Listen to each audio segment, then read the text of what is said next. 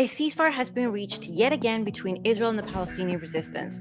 The snapback mechanisms have been enacted against Iran, and a US invasion of Venezuela is on the horizon. So, what does this all mean, and how are these events interconnected?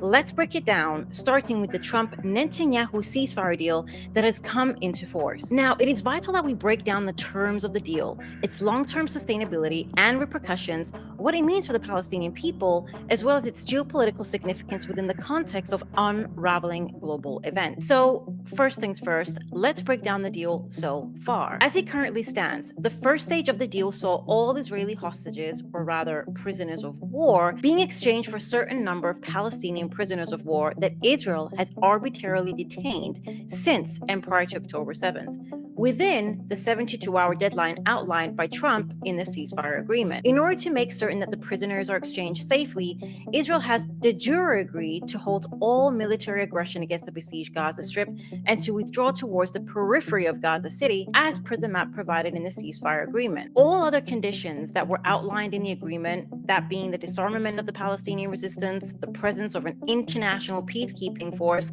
the establishment of an international administrative body to rule the Strip, and the complete withdrawal of the Israeli occupation forces from Gaza have all been deferred to a later stage of the so-called negotiations. So what this effectively means is that Netanyahu will get exactly what he has wanted throughout the past 2 years, that being the return of all the so-called hostages in stage one, without having to completely withdraw from Gaza, nor having to guarantee an end to the war and genocide against the Palestinian people. This all will alleviate the internal political pressures that Netanyahu has faced, as the vast majority of Israeli protests against the war were linked to the need to retrieve the so-called Israeli hostages. Now that that has been achieved, the Israeli demands to end the war in Gaza shall significantly diminish. This was in fact verified by a poll conducted by the Israel Democracy Institute on October 6th of this year that found that of the 66% of Israelis who wanted an end to the war, over 50% of them stated that their reasoning was based primarily on the safety of the hostages,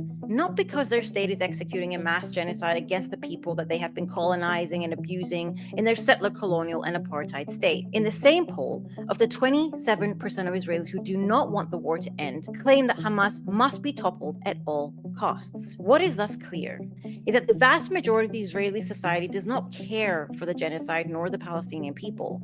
Their primary concern is their own livelihoods, and those who did take to the streets of the Zionist state in order to call for an end to the war only did so for their so-called hostages. Consequently, now that all the prisoners of war have been retrieved within stage one, this shall provide Netanyahu with the requisite political freedom within Israel itself to proceed with whatever military action he deems necessary against the Palestinian people. In the interim, the Palestinian resistance loses its diplomatic and negotiating leverage against the Zionist state and its imperialist overlords, as the loss of the Israeli war prisoners will significantly weaken Hamas's position if, or rather when, Israel continues its offensive operations and genocide in Gaza, which it currently is. Therefore, as it currently stands, now that the Israeli prisoners of war have been handed back to Israel, the so-called negotiations will begin taking place, so as to discuss Israel's complete withdrawal. However, Israel's complete withdrawal shall be contingent to the total disarmament of the Palestinian resistance as a whole, and the establishment of an international administrative rule of the Gaza Strip, predominantly by NATO and Gulf states. Now, these are two conditions that were crucial to Trump's plan, as well as to the overall agenda of the imperialists and their comprador states in West Asia. This was made abundantly clear with the French Saudi-backed UN General Assembly resolution that was passed just a few weeks ago, which lucidly outlined that Hamas must be removed, the Palestinian resistance disarmed, and stipulated that the governance of Gaza must be allocated to an international administrative body in what can only be described as an overt act of classical colonial domination. In response to these demands, Hamas's political bureau has publicly stated in no uncertain terms that the resistance shall not disarm and that the Gaza Strip shall not be governed by an international body, especially not at the behest of the war criminal Tony Blair, in what Hamas said is reminiscent of the British Mandate of Palestine. Hamas made it clear that the Palestinians of Gaza shall be governed by an authority that they vote for via public consensus. This was and remains the official position of Hamas, as well as the other resistance factions. Thus, directly opposing Trump's proposal. Therefore, why has the West and Israel endorsed Hamas's response? Because as per Trump's own statements, the most important thing is to retrieve the hostages, as that is the sole political leverage that the Palestinian resistance has. And, to quote Trump himself, the rest shall then follow. Looking ahead, what guarantees Hamas disarms and that Israel doesn't resume bombing once the hostages are released? The first thing we're doing is getting our hostages back, okay? And that's what people wanted more than anything else. They wanted these hostages back that have lived in hell like nobody has ever even dreamt possible. And after that, we'll see. But they've agreed to things, and I think it's going to move along pretty well. What he means is that once the war prisoners have been released, the West and Israel will be able to apply more pressure on the resistance in order to disarm. By retaining its presence in the Strip, Israel will most likely continue its military strikes and genocide against the people of Gaza, which they already have shown to do, under the pretext that Hamas still poses a threat unless it accepts disarmament. So what we shall see in Gaza is similar to what has been taking place in Lebanon since the Hezbollah-Israeli ceasefire in November of last year. That is, the continued presence of the Israeli occupation forces in Gaza, much like in the south of Lebanon. Hence, violating the terms of the ceasefire itself, as well as continued airstrikes under the guise of self-defense, so as to coerce the resistance to lay down their arms. So the question is, why did Hamas accept a deal that coerces them to hand over their sole negotiating leverage over Israel without full withdrawal and an end to the war?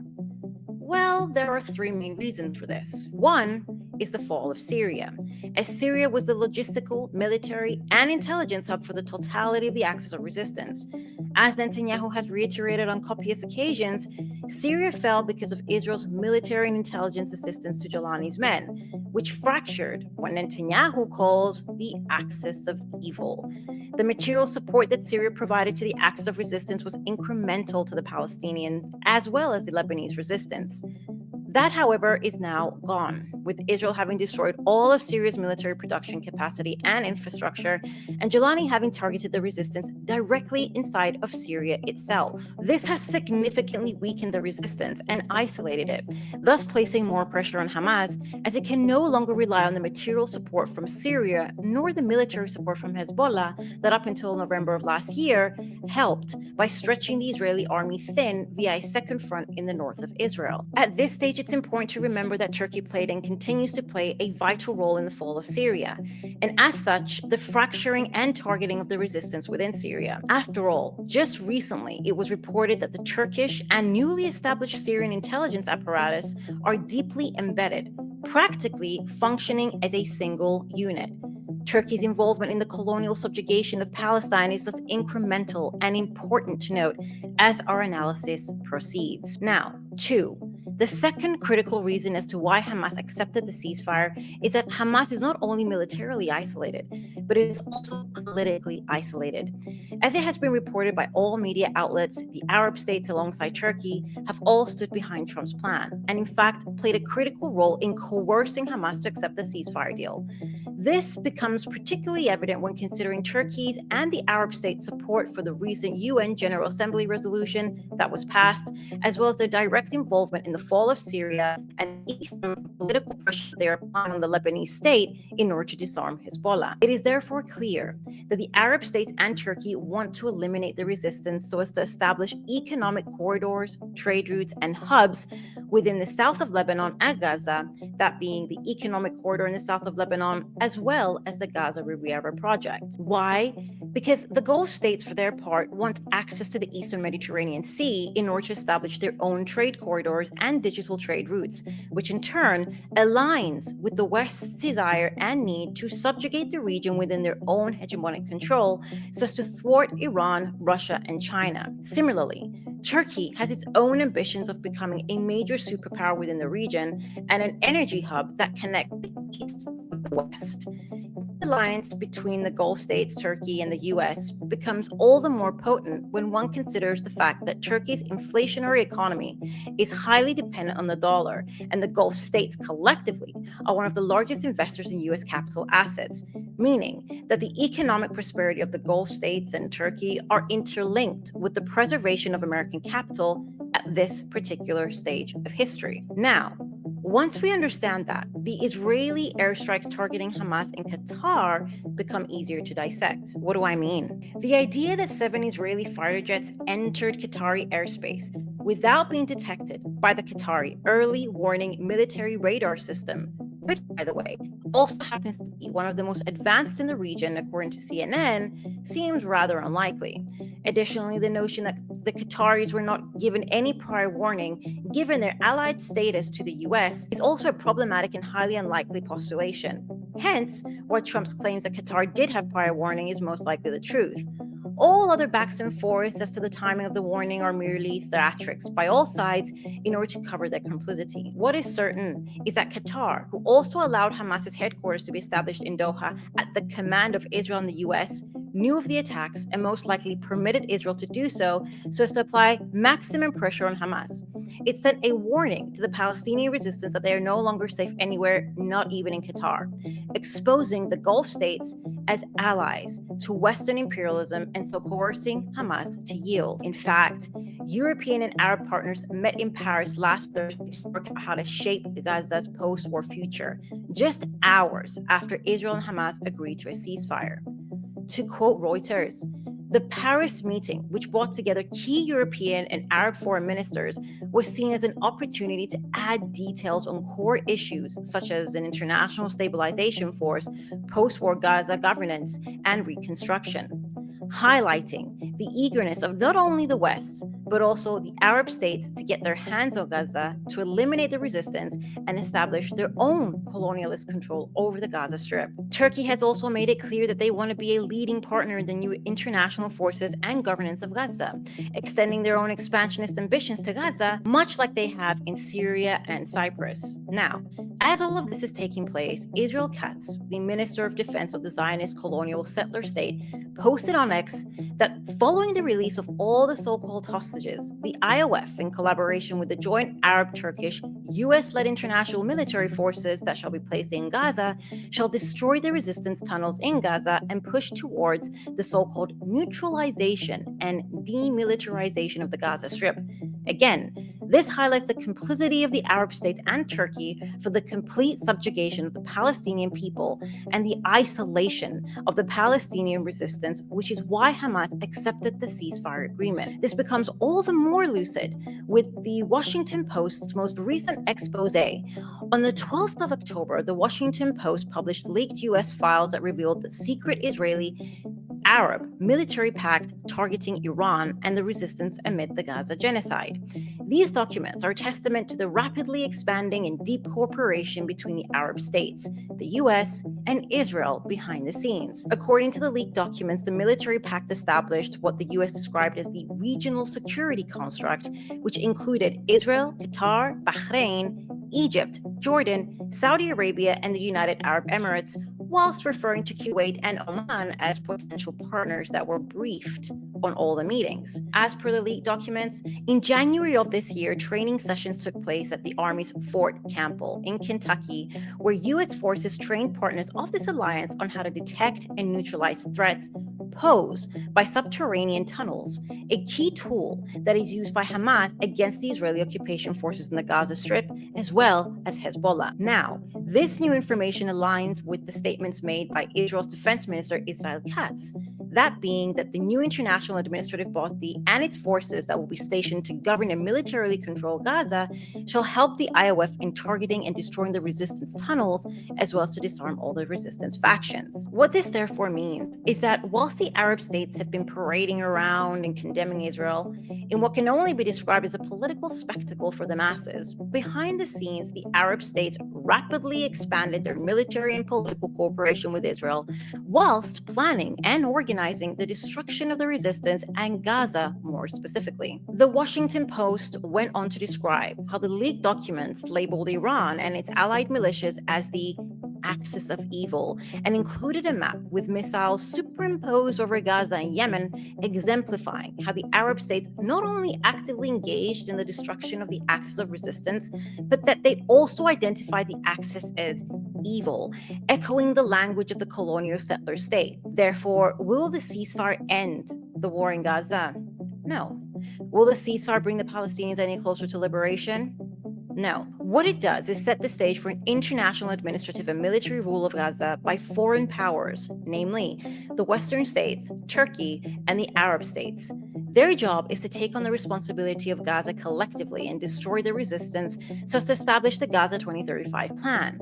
This is precisely why Saudi Arabia pushed for the UN General Assembly resolution that demanded the disarmament of the Palestinian resistance and the presence of international military forces within Gaza. For this shall allow the West, Turkey, and the Arab states to exploit Gaza's location and resources, whilst also allowing the West and Israel to redirect their military resources and capacity elsewhere. And where exactly? Iran. As per the leaked documents published by the Washington Post, the entire purpose of the Israeli-Arab alliance is to destroy the acts of resistance, obliterate the Palestinian struggle so as to isolate and attack Iran.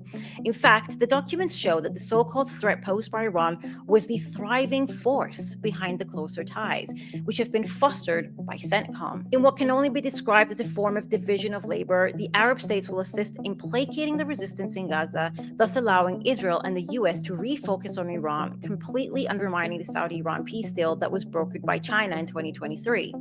Let's not forget that on the 30th of September, a major US Air Force tanker deployment was spotted heading to Qatar with at least a dozen KC-135 Stratotankers and one KC-46A Pegasus aerial refueling aircraft, marking one of the largest military buildups in the region since the 12-day Israeli-Iran war. Whilst this military buildup is taking place around Iran, the E3 states, that being the UK, France, and Germany, decided to enact the snapback mechanism against Iran, thus reimposing the pre-2015 criminal sanctions against the people of Iran with the purpose of crippling the Iranian economy at a time when Iran is attempting to rebuild after the 12-day war. Now, the incoming war against Iran was recently outlined clearly by the Foreign Minister of Russia, Lavrov, who stated that, and I quote, "The military threat against Iran is synchronized with the Western plan to economically strangulate Iran. It is a deliberate operation aimed at starting the next stage of the war against the Islamic Republic." This agenda was further verified by the Washington Post in an article that claimed that the new Israeli strikes against Iran are very likely to occur,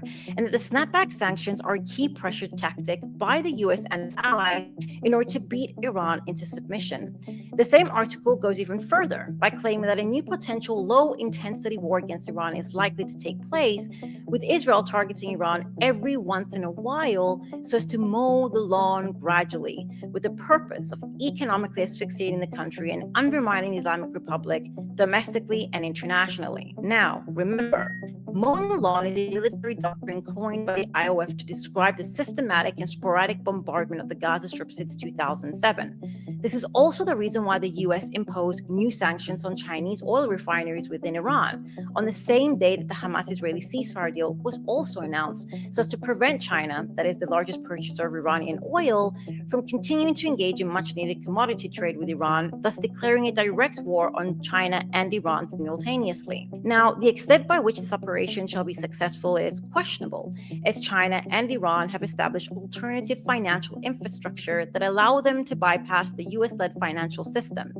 These alternative infrastructures have been expanding significantly in reaction to the West's abuse of its financial imperialist dominion and sanctions warfare, promoting a parallel market and self-sufficient system in order to withstand Western imperialism. Simultaneously, this is in addition to news of a deal that is currently being discussed that would have Chinese missiles and air defense systems being exchanged for oil between the two countries. Similarly, newly leaked documents have revealed that Iran has purchased 48 advanced Su-35 fighter jets from Russia in a large-scale deal that will be delivered over the next 3 years, a deal that was further verified by a senior official of the Islamic Revolutionary Guard Corps. What this therefore means is that the two industrial superpowers such as Russia and China, China being the world's industrial superpower, are rapidly arming and preparing Iran for war. In the interim, the US is facing low munition stockpiles, with the Pentagon just last week urging weapons contractors to accelerate missile production by doubling or even quadrupling production rates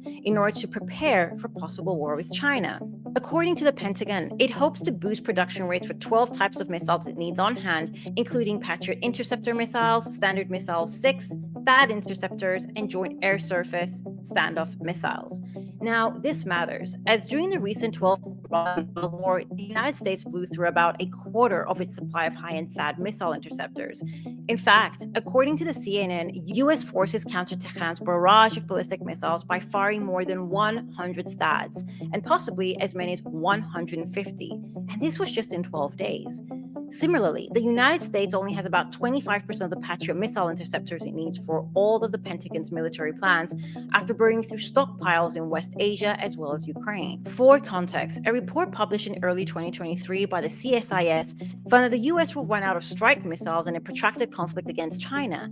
In fact, according to the results of a series of CSIS war games, it was ruled that the United States would most likely run out of key munitions, such as long-range precision-guided missiles, in less than 1 week in a Taiwan Strait conflict. And according to recent reports by the Pentagon, this has only gotten worse since October 2023. Now, these statistics become all the more morbid when one considers that the United States' recent military operations against Iran and Yemen this year. For a single night worth of strikes against Iran, it was reported that the US relied on more than 30 Tomahawk missiles fired from an attack submarine. Similarly, the US used around 80 Tomahawk strikes against Yemen in a month-long military campaign and yet failed to produce any results. When one considers that the production of Tomahawk missiles ranges between 55 to 90 per year, and the US used 110 of said missiles in strikes against so-called less sophisticated armies for small-scale military operations that brought about no results, this means that the US is burning through their missile stockpiles at a faster pace than it can produce, and at a time when the Pentagon is on red alert for severe shortages that would see the US last about only a week in a war against China. Therefore, not only is the US and the West facing a shortage in vital munitions and air defense systems to sustain their multi-front wars, but they're rapidly burning through inventory and failing to produce any results. And the US is planning a renewed war in Iran. It's perpetuating the NATO-led war against Russia, with Trump recently threatening to send Ukraine Tomahawk missiles, whilst militarily preparing to invade Venezuela. Let's not forget that in the same week the alleged ceasefire between Hamas and Israel was agreed to, the Nobel Peace Prize was awarded to Maria Corina Machado, the capitalist opposition leader of Venezuela. Now, this is no coincidence, but rather part of the imperialist propaganda campaign in order to set the stage for regime change in Venezuela, with Maria Corina Machado being the imperialists' ideal choice. This should come as no surprise, as Ms. Machado has been backed by every major U.S. administration over the course of the last 25 years in a bipartisan effort to neo-colonize Venezuela. This is precisely the reason she has been on the payroll of the National Endowment for Democracy, a known CIA cutout, where she was also a guest speaker just last year. Maria Corina Machado, of course, also happens to be a fervent advocate for what she calls popular capitalism. Her ambitions for Venezuela include the mass privatization of its state-run entities, particularly the country's oil supply, into the hands of the bourgeoisie, of which she believes herself to be a part of. Forget about Saudi Arabia. Forget about the Saudis. We have more oil. Infinite potential. And we're going to open markets. We're going to kick off the government from the oil sector. We are going to privatize all our industry. Venezuela has huge resources: oil, gas, minerals, land, technology. And as you said before, we have a strategic location, hours from the United States. So we're going to do this right. We know what we have to do. And American companies are in, super strategic position to invest. This country, Venezuela, is going to be the brightest opportunity for investment of American companies, of good people that are going to make a lot of money. Her goal is thus to assist Western capitalism to infiltrate and colonize Venezuela again, surrendering Venezuela's oil, which happens to be the most abundant in the world, into the hands of corporate America. For this reason, under the pretext that Maduro is the leader of the Cartel de las Soles, a ridiculous and unsubstantiated claim, the US has deployed its greatest military force in the Caribbean since 1994, when it orchestrated another brutal regime change in Haiti, that being the infamous Operation administration uphold democracy under the leadership of Bill Clinton. Now, as all this is taking place, the newest winner of the Nobel Peace Prize claims to have thousands of Venezuelans joining her underground movement that is preparing to bring down Maduro, a movement that Maria Corina Machado overtly stated is being, and I quote, choreographed directly with the Trump administration, whom she's in direct contact with. Consequently, what we shall see take place in Venezuela is a US-led brutal invasion in order to aid the organized Western-backed militias inside of Venezuela to fight against the revolutionary militias in the Bolivarian state. Why? Because much like in the case of Iran, the goal is to subordinate Venezuela, appropriate its oil, control the oil market, and in turn be able to use their commodity-based control to undermine BRICS and the BRI by infiltrating further into Latin America and as such to apply maximum pressure on Russia and China. Simultaneously, Venezuela, Iran, and Gaza offer great new markets for the capitalists to enter, appropriate, and to invest in new projects, thus generating mass profits as a means to temporarily counter the capital accumulation crisis that is occurring in the imperial core. This is another reason as to why the ceasefire occurred in Gaza, as the West needs to ration its military capacity in order to tackle Iran and Venezuela. Given the West's military shortages, it simply cannot keep funding a relentless genocide in Gaza at that rate that Israel was burning through munitions, as well as Ukraine. Therefore, what we shall see take place in Gaza is most likely a new low-intensity war with international forces coming to aid Israel in destroying the resistance. That way, Israel can refocus on Iran and military resources shall be deployed to other key areas of interest, that being Iran and Venezuela, as well as East Asia and Ukraine. The success of these operations and wars, however, shall be contingent to the industrial capacity of each state. This is precisely why the CSIS report clearly stated that the new wars that shall take place shall be industrial ones, more so the military. Consequently, due to years of deindustrialization of the imperial core, as a result of capitalism's need to sustain its profit-making capacity by exporting its manufacturing abroad in order to exploit cheap labor and fickle laws, as well as its transition into finance capitalism in order to camouflage its crisis, the West no longer has the industrial capacity to win protracted wars with powerful and sophisticated adversaries, and especially not a multi-front war. This is precisely why in an article published by Responsible Statescraft, it was outlined that experts believe that the US's new ambitious missile production ramp-up is a time-intensive, costly, and logistically challenging endeavor that may ultimately fail. The same experts went on to say, and I quote, "Washington needs to assess its current foreign commitments, primarily in Ukraine and Israel, before it depletes its current stores further, requiring more money, more industry, and more time to get back up to fighting shape." In other words, these experts have said that the US must put the much-needed focus back on the US national interest, even if that means turning off the spigot for other countries. What this effectively means is that the US either has the choice to end its imperialist ambitions abroad and accept that it shall no longer be the world's superpower, thus allowing it to reinvest in its own industries, which in turn would undermine the dollar as the global reserve currency, or they continue on their imperialist quests that shall ultimately deplete and destroy the US in the long run. Given the parasitical nature of capitalism, the bourgeoisie requires war, destruction, and colonialism, whether in the classical sense or neo-colonialism, in order to sustain their profits and further monopolize the world's markets under their reign. Imperialism is, after all, the primary counter-tendency to preserve capitalism and its profit-making capabilities, countering the capital accumulation crisis that is unavoidable in capitalism. Therefore, the ceasefire in Gaza is not a ceasefire, but rather it is emblematic of the next stage of the imperialist wars to placate and neo-colonize Gaza, as well as Iran and Venezuela, among other states. This is why it is vital that we assess Gaza within the context of the broader geopolitical landscape and always within the lens of how capitalism operates. As always, thank you to all my subscribers for supporting my work, especially my paid subscribers, as my work is fully sponsored by all of you. I would not be able to do what I do without you, as my work is fully people funded, as I am not monetized and work independently. For those who like what I do and would like to participate, please feel free to contribute, whether it be via my Patreon, Substack, or you may buy me a coffee. All contributions are seen and valued, and if not, all is well. Either way, I'll be here aiding the movement along. Thank you all again. And yes, feel free to subscribe.